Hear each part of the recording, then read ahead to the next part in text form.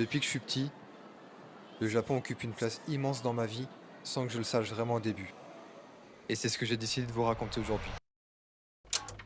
Avant même d'aller à l'école, j'étais déjà entouré de Pokémon. Peluches, posters, même mes pyjamas. Je me retrouvais souvent chez mon cousin qui avait une Game Boy SP avec Pokémon rouge, et parfois on jouait aussi à Zelda, même si je n'en garde qu'un souvenir flou. Le samedi et le dimanche matin, on avait un rituel. On se retrouvait devant la télé pour regarder Yu-Gi-Oh! Tout un tas de programmes pour enfants qui venaient, je ne savais pas encore, du Japon. Et puis au fil des années, les cartes Pokémon arrivent à l'école. On échangeait avec nos copains, puis arrivent aussi les cartes Yu-Gi-Oh! Et les cartes Dragon Ball.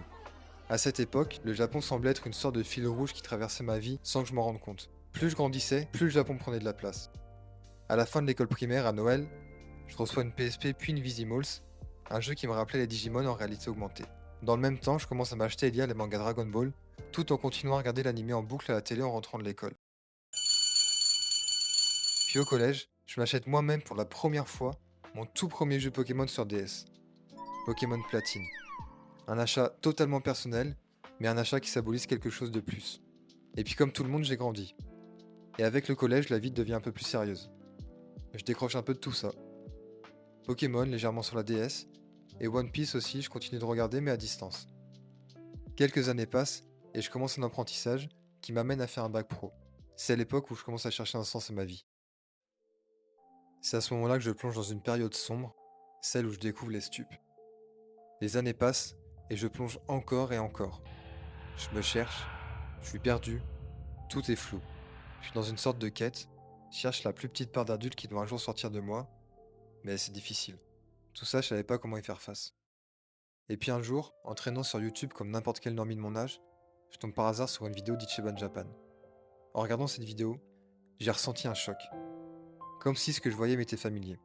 Comme si je reconnaissais un lieu que je n'avais jamais visité, une culture que je connaissais déjà, sans même l'avoir étudiée. J'ai enchaîné les vidéos sans pouvoir m'arrêter. Plus je regardais, plus j'avais l'impression de me retrouver. Comme si ce que je cherchais en moi depuis des années prenait enfin forme. Et c'est à ce moment-là que j'ai compris, que j'ai relié les points. Le Japon n'était pas juste autour de moi depuis toujours, il était en moi. Et cette fois, il entrait en résonance avec tout ce que j'étais.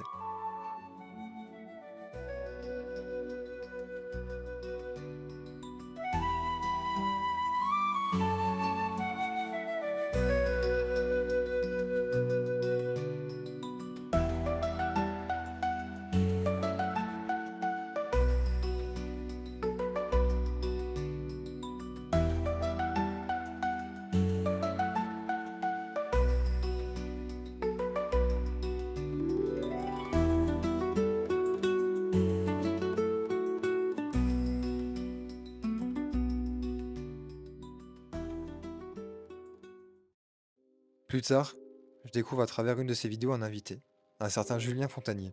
Il est professeur de japonais et il offre tout ça gratuitement sur YouTube. Donc par curiosité, je jette un œil à sa chaîne. C'est la première fois que je vois quelqu'un enseigner du japonais avec simplicité.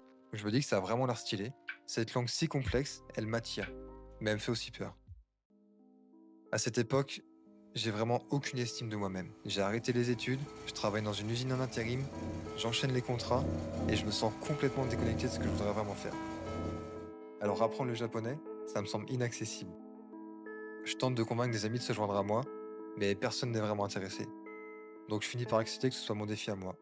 Je me lance. Je commence à apprendre les alphabets japonais, chaque jour, même si je les écris mal, comme un enfant de 3 ans qui essaie d'écrire ses premières lettres. Mais je ne perds pas espoir. Je continue d'avancer. En parallèle, je continue à m'intéresser de plus en plus à la culture japonaise. Chaque vidéo, chaque apprentissage me rapproche un peu plus de ce rêve. Et puis un jour, l'idée d'aller au Japon se met dans ma tête. C'est devenu une obsession. Je me dis que je n'irai pas tant que je ne parle pas un minimum la langue. Donc les semaines passent, les mois défilent, et je m'y tiens. Puis je rencontre une fille, celle qui deviendra ma copine actuelle, et tout s'accélère. Très rapidement, elle devient une source de motivation. Elle est dans les études supérieures et elle fait des choses que je comprends à peine, mais je l'admire.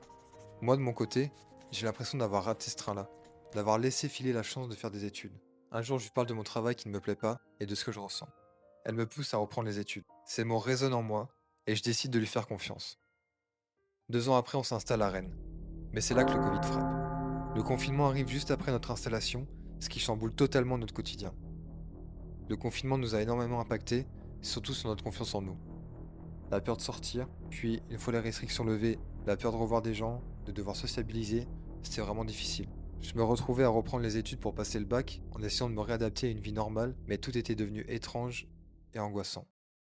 Le bac que je passe, c'est la première fois de ma vie que je tente cet examen. Je n'ai pas été aux épreuves de bac pro que j'ai fait dans mon adolescence, car je n'aimais pas ce que je faisais. Mais cette fois-ci, je m'accroche. Après 2 ans de travail intense, je décroche finalement mon bac, et un bac littéraire cette fois. Cependant, à la fac, j'ai une grosse déception.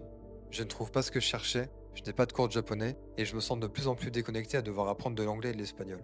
Je décide de me tourner vers Internet une nouvelle fois, et je découvre une formation d'apprentissage du japonais, recommandée par des créateurs, dont le fameux Julien Fontanier. J'économise, je me la paye, et je commence en juin 2023. Enfin, en octobre-novembre 2024, je réalise que j'ai longtemps considéré comme un rêve inaccessible, partir au Japon. J'y reste un mois entier, seul, mais je ne me suis jamais senti aussi vivant. Grâce à tout le chemin parcouru et tout ce que j'ai appris en japonais, je vis ce voyage pleinement, sans aucune difficulté à me débrouiller. Et mieux encore, je fais des rencontres inoubliables, des échanges sincères avec de parfaits inconnus croisés par hasard. J'ai découvert, bien au-delà de mes attentes, toute une culture que je connaissais jusqu'à là qu'à travers des écrans.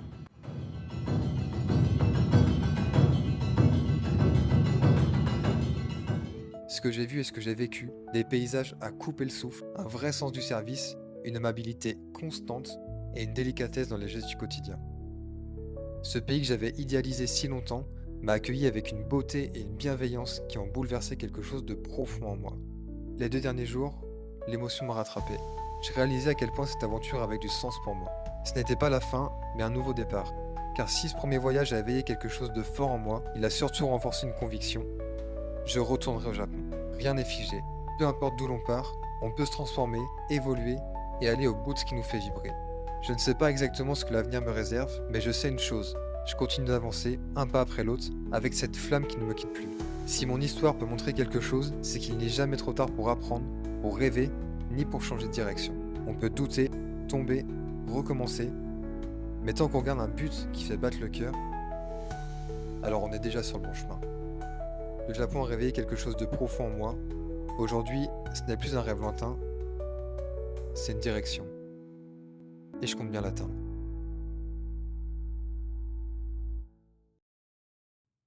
Voilà, c'est ma première vidéo.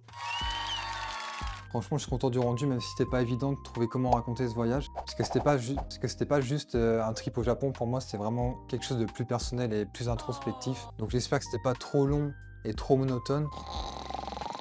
J'ai essayé de dynamiser un max comme je pouvais pour que ce soit pas trop chiant à regarder, pour que ça se regarde bien. N'hésitez pas à prendre un POV de conseiller d'orientation et me dire si je dois continuer ou pas à faire la vidéo. Je le prendrai premier degré, je vous le promets.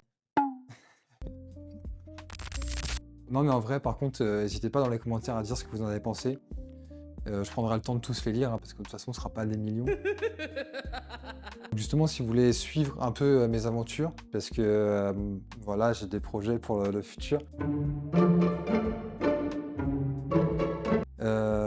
Restez à l'affût en vous abonnant, ça m'aidera. Laissez un commentaire, ça je vous l'ai dit déjà. Mais mettez un petit like. Et maintenant, il y a une nouvelle fonctionnalité sur YouTube, ça s'appelle les boosts. Et je crois que vous en avez 3 par semaine, un truc comme ça. Donc si vous les avez pas utilisés, utilisez-les, ce serait sympa. En fait, ça met en avant les petits créateurs. Et vu que j'ai pas une chaîne à plus de 500 000 abonnés, je suis ciblé par cette fonctionnalité. Coucou. Donc mettez en vrai, cliquez en vrai. Ça me mettra en avant et ça me fera plaisir à moi, puis à vous aussi, parce que du coup, je vais vous offrir du contenu plus qualitatif. Je crois que j'ai tout dit du coup pour cette petite outro. Sur ce, mite korete arigato. Matane.